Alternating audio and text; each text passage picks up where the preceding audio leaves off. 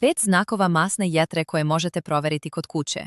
Masna jetra se često razvija neprimetno, ali postoje upozoravajući znaci. Prvo, neobjašnjivo salo na stomaku. Širenje struka bez većih promjena u načinu života može ukazivati na insulinsku rezistenciju i opterećenje jetre. Drugo, stalan umor. Osjećaj iscrpljenosti čak i posle odmora može značiti da jetra radi slabije.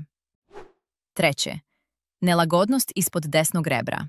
Tup bol ili osjećaj punoće mogu značiti upalu jetre. Četvrto, promjene na koži i kosi. Suva ili svrbljiva koža, tamniji pregibi, akne ili proređivanje kose.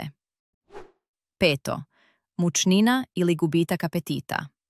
Kada je jetra preopterećena, varenje trpi. Rano otkrivanje je važno. Obratite se lekaru i zaštitite jetru zdravom ishranom, fizičkom aktivnošću i manjim unosom alkohola.